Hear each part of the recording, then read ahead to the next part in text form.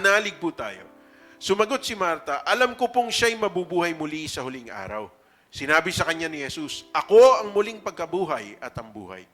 Ang sino man sumasampalataya sa akin, kahit mamatay ay muling mabubuhay. At sino mang nabubuhay at sumasampalataya sa akin ay hindi mamamatay kailanman. Naniniwala ka ba sa sinabi ko? Sumagot siya, opo, Panginoon. Naniniwala po akong kayo ang Kristo, ang anak ng Diyos, ang inaasahang darating sa sanlibutan. So, Martha just not only believed, but he confessed his belief in the Lord Jesus Christ. And mind you, mga kapatid, sa buhay po natin, itong kailangan natin.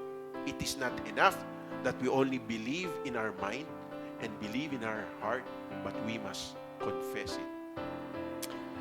Meron po akong kina-counselan, at sa pag-counsel ko sa kanya, sabi ko sa kanya, kung papahintulot po ninyo, magkaroon po tayo ng 7 days of declaration. Let us confess the Word of God every day. And on the last day, let us declare aloud the victory that the Lord is giving us. Kasi, mga kapatid, hindi sapat na nagbabasa ka lang ng Bible.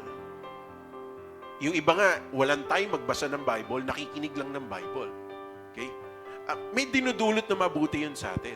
Pero ang malaking pagkakaiba is kung ano yung sinasabi ng salita ng Panginoon, binibigkas mo to, dinideclare mo to ng may pananampalataya, pananalig sa iyong puso. Kaya, sa mga pangyayari sa ating buhay, di ba?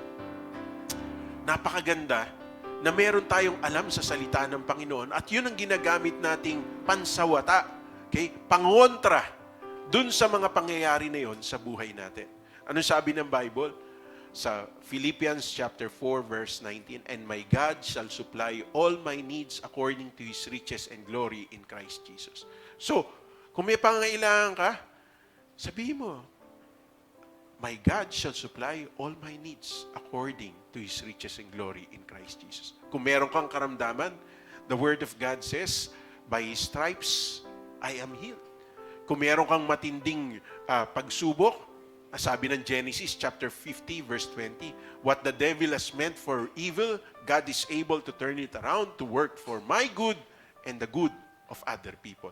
So, kailangan meron kang alam. Kaya dito na na-open si Marta. Tamang nananalig siya na kayang buhayin ng Panginoon ang kanyang kapatid. Pero, ang gusto ng Panginoon, manampalataya siya na kahit nag-4 na araw ng patay si Lazaro, on that moment, kaya siyang buhayin ng ating Panginoon.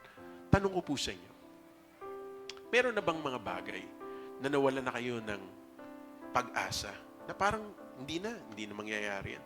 Okay. Give up ko na yan. Meron ka bang mga pangarap na parang hindi na talaga mangyayari yun? O meron ka bang inihingi sa Panginoon na parang hindi na niya ibibigay?